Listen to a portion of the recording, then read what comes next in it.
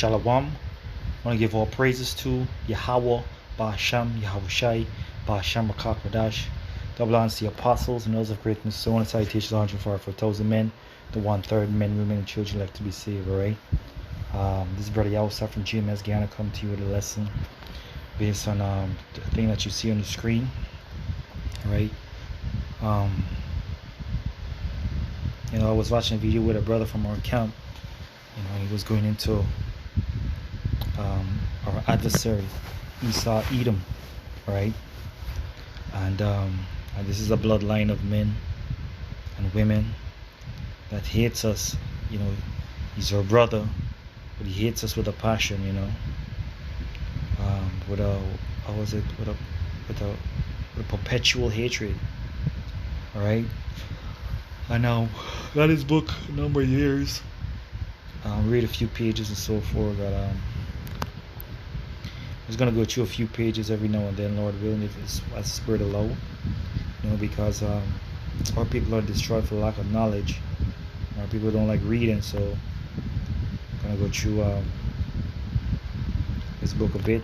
Gonna touch on some precepts as I read along and so forth. As you see on the right, there's a photo of the different bloodlines. Some of the purest bloodlines of Esau, that date back even to Genesis. Because they're serious like that. You know what I'm saying? You see the devil at the top, the red horse on fire, eagle. These are all symbols, of Esau. So the book is titled "Who is Esau-Edom?" All right, by Charles W. Wiseman. It says, who is Esau-Edom? A life, history, genealogy, prophecy, predestination, and modern identification of biblical Esau, as it is written. And there's some notable characters on this book. I think that's one to the top right is Charles, something that has to do with the abortion or whatnot. I can't remember the other faces off top right now, but you brothers and sisters might know them a bit because it says life and history, genealogy, prophecy and predestination, and modern identity of biblical Esau, as it is written. Jacob have I loved, and Esau have I hated. Romans 9:13. Esau was a designing of a deceitful man. This is the book of Joshua. Well, we don't read the book of Joshua, alright, because it wasn't translated by King James. I mean, you could read it, but the apostles them instructed not to. Not to get mixed up with certain doctrine. And scriptures tell us which books is ordained of him and so forth, ordained of Yahweh Shai, to be exact. It mentions here the lintel plant. It says cover illustrations from left to right. Oh, look, the names are right here. Left to right. Jacob H. Schliff, Karl Marx, Sigmund Freud. Yeah, Sigmund Freud, which was a sick man. If you watch a documentary on him. Henry Kissinger, Rabbi Hayamin Azulai, Rabbi Stephen Weiss, David Ben-Gurion, Meyer A. Rothschild, and Henry Monty. Yeah, so you get it.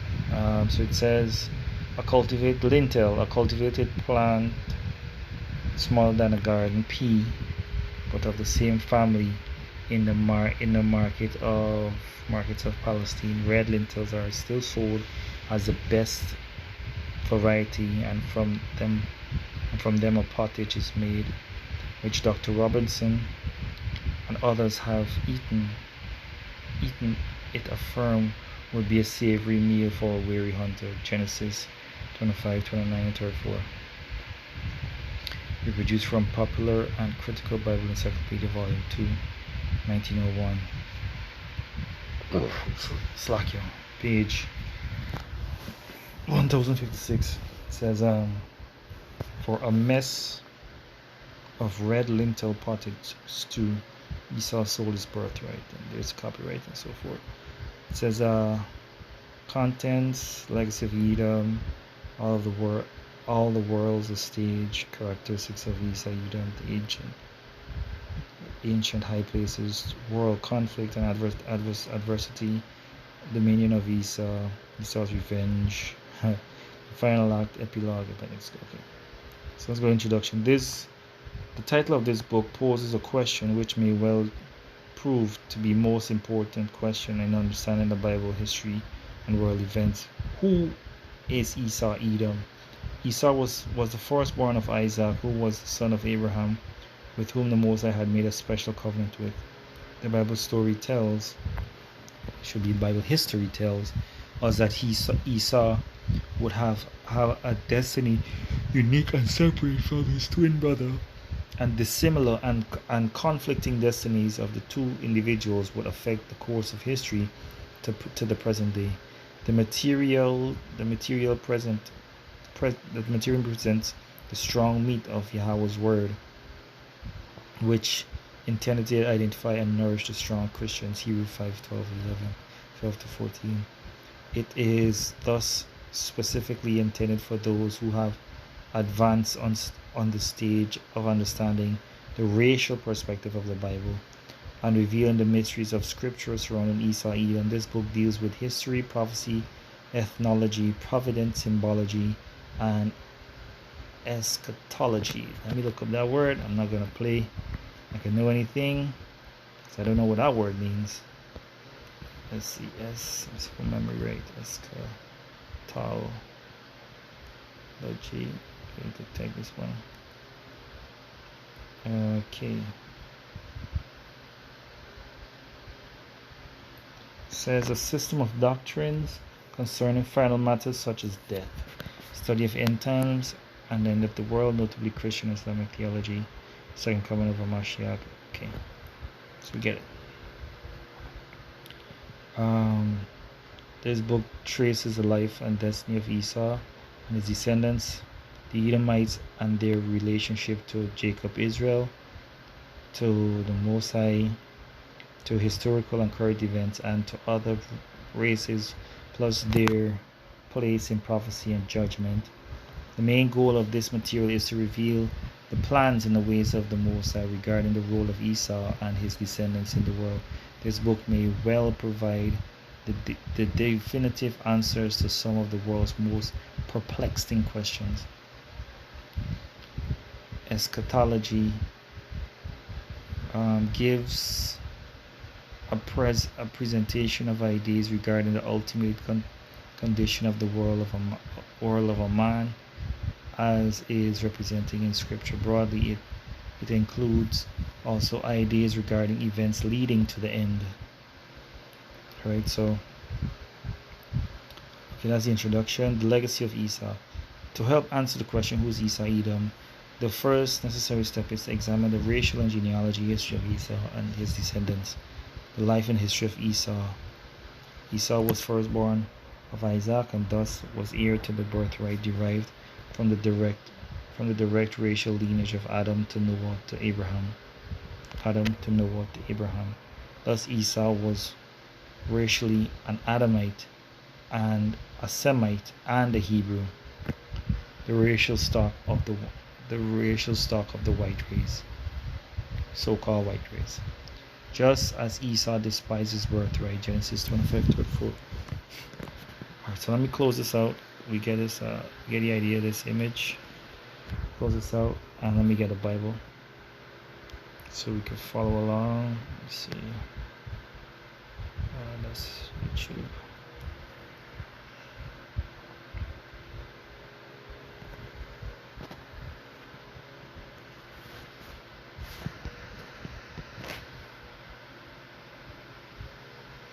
This might take some time, but self-verification. Alright, so it says despise his birthright. So let's get Genesis 25.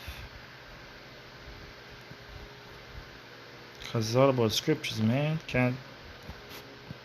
Right, it says, then Jacob gave Esau the bread and pottage of lentils, And he did eat and drank and rose up and went his way. Then Esau despised his birthright. Alright, so he sold his birthright for a lintel because he was tired from his hunt and so forth. It says when he sold to Jacob, he also despised his race by marrying strange women outside of his race. Esau married daughters of Canaan or Canaanites, Genesis 28, 6 and 36, 32 and 2. Daughters of Heth and Hittites, Genesis 26. Okay, you see those verses there. The daughters of Ishmael, you see the verse right there. The daughters of Hivites, daughters right there. Alright, and had intermarried with Horites. Alright, and then there's Joshua. We don't read Joshua. These interracial marriages were a grief to the mind of Isaac, Esau's parents. So let's go 26:35 at least. It says, and he built an altar there and called upon the name of Yahweh and pitched his tent there, and there Isaac. Oh, there's it. 26:35. Oh, my bad. It says, Esau, verse 34, Esau was 40 years old when he took a wife, Judith, the daughter of Beeri the Hittite, and Bashemath, the daughter of Elon the Hittite, which were a grief of the mind unto Isaac and to Rebekah, because they knew that they would have corrupted his spirit, because he was already a corrupted spirit. He was made to be your adversary. What's that law?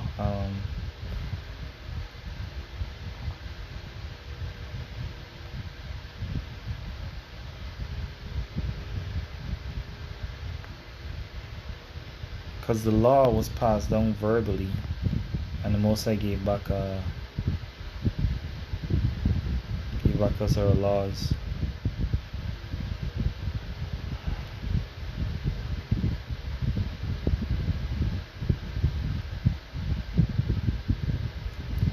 Where is it?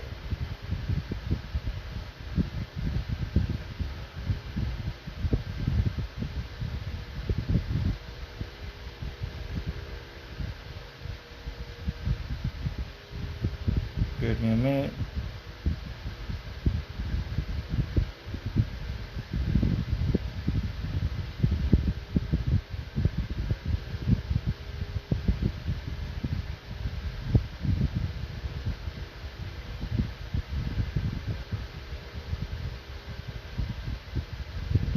Oh, that's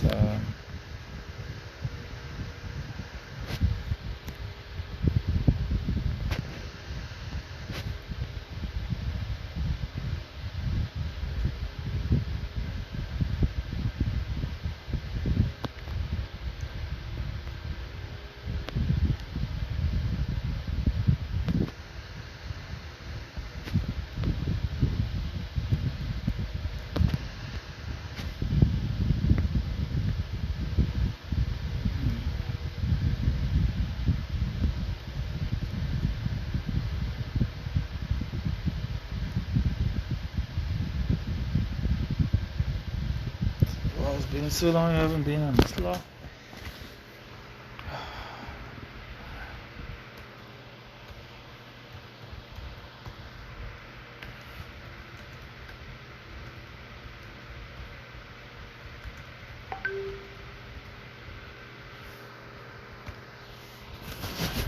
Yes. Okay, got it. So lucky. Deuteronomy 7 and verse 3 says, neither shalt thou make marriages. Okay, what's good?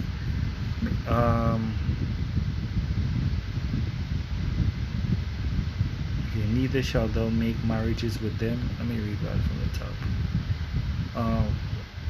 When Yahweh thy power shall bring thee into the land whither thou goest to possess it, and hath cast out many nations before thee, the Hittites and the Girgashites and the Amorites and the Canaanites and the Perizzites and the Hivites and the Jebusites, 7 nations greater and mightier than thou. When Yahweh thy power shall deliver them before thee, thou shalt smite them and utterly destroy them. Thou shalt make no covenant with them, nor shew mercy unto them. Neither shalt thou make marriages with them. Thy daughter thou shalt not give unto his sons, neither his daughter thou shalt take thou unto thy son. Alright? It says, for they will turn away thy son from following me, and that they may serve other gods, so will the anger of Yahweh be kindled against you and destroy thee suddenly. Alright, so it's right there. Where is it? These interracial marriages were agreed unto Isaac and Jacob. And right here, so we're gonna highlight this part. No, can't highlight it. It's locked here.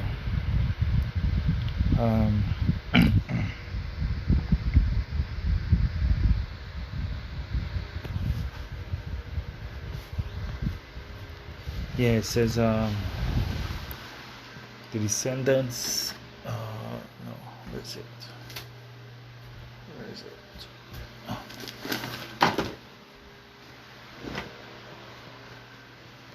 It says descendants of Esau from these marriages became known as Edomites, or as Edom. Genesis 36 and 1:36. 3:6 is 36. And his number and his number is yeah.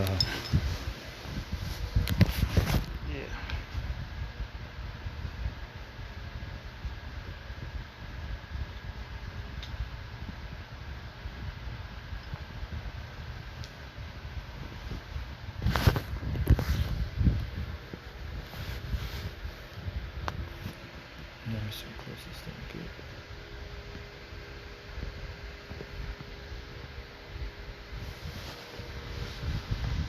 Yeah.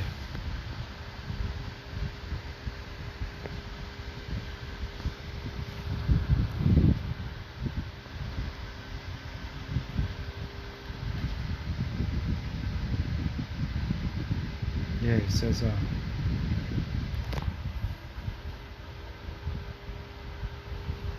me a minute. Oh, gotta get this book real quick.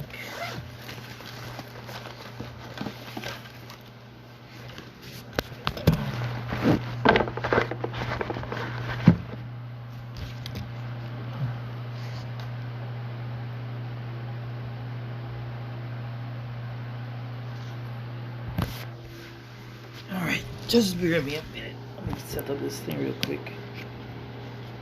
Yeah, let's get a little more serious than usual.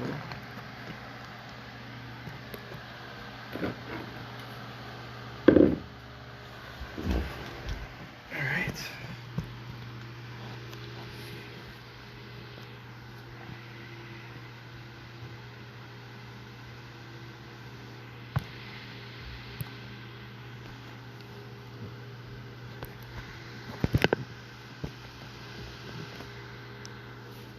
Yeah. So it says descendants of Esau from these marriages became known as Edomites and Edom. Genesis 36, 1 and verse 9.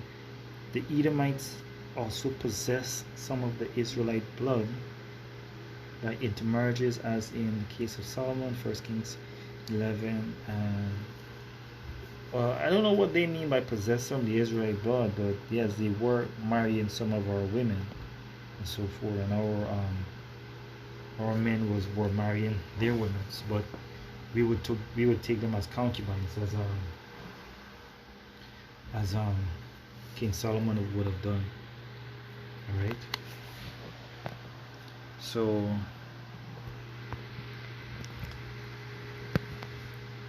continuing, Esau and Edom dwelt in Mount Seir, Genesis 36, 8 and 9, which the Most High gave to Esau for possession. Deuteronomy 2 and 5, Joshua 24:4. This land was known as Idumea, which is a Greek word saying Edom. Isaiah 34:6. Land of Edom, Mount Seir, lies south of. There it is. There's a map right there. The Dead Sea stretching south to its seaport at Elath. Deuteronomy 1 and 2, 2 and 1, verse 8. We included a ravine known as Petra. Let's see right there. So you see where Israel was dwelling. Center of the screen, you see Israel right there. And at the bottom you see Edom. Alright. Kingdom of David. There's a key. Military governors.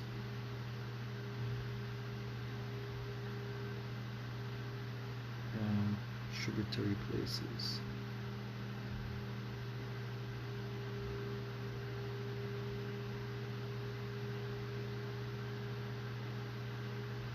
A map showing the extent of Israel's kingdom at the time of David's death, 1000 BC. The location of the land of Edom, which David had conquered.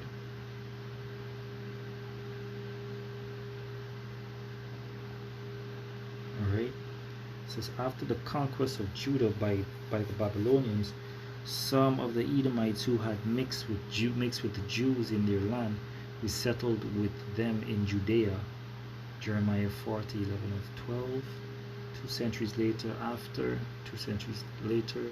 all of Edom was driven out of Mount Seir. Alright.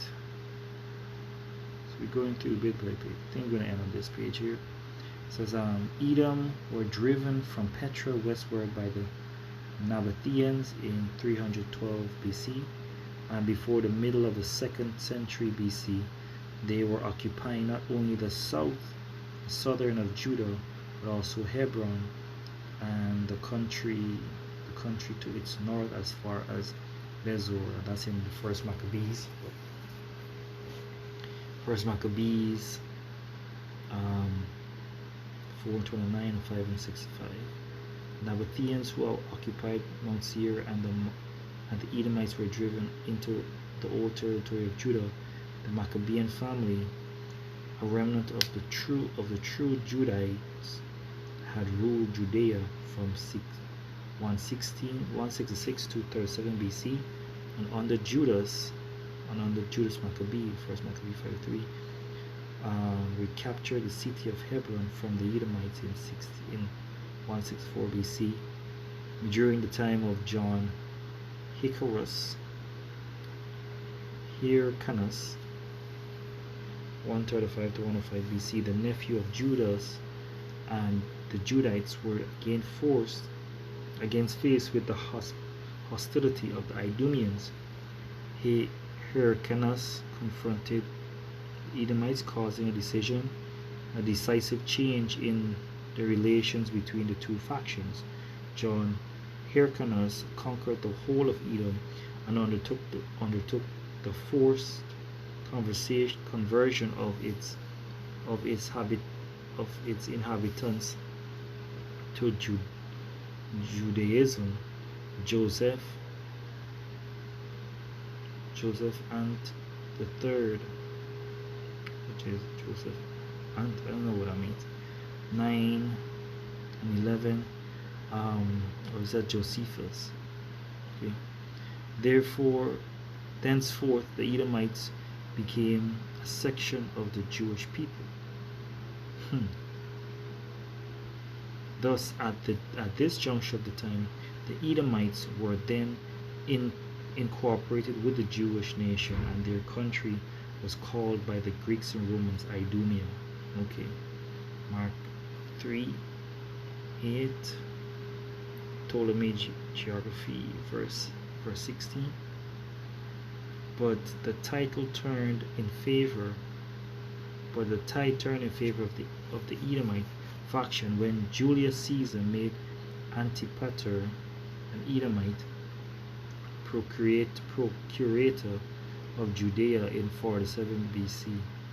When Antipater was killed 4 years later, his son Herod gained power, but was rejected by the Judites. Herod shrewdly gained support of Rome. With a Roman army at his heels, he returned to Palestine after 6 months and seized the capture of Jerusalem and became king of Judea in 37 BC. Right, okay, these are references and so forth. We're going to go into a little bit more of that next time. we're gonna pull up some other sources of this information. Lord willing, this was edifying. I think I got a link. I think I could post a link of this book from my Google Drive. You could probably download this book. So yeah, that's basically it. So with that, I want to give all praises to Yahweh, Ba'ashem, Yahushai, Ba'ashem Akakwadash. God belongs to the apostles and those of great and stone. Sorry, teachers 144,000 men, the 1/3 men and children that we receive. Abad Babal, Abad Babal, Abad Babal, Inshallah.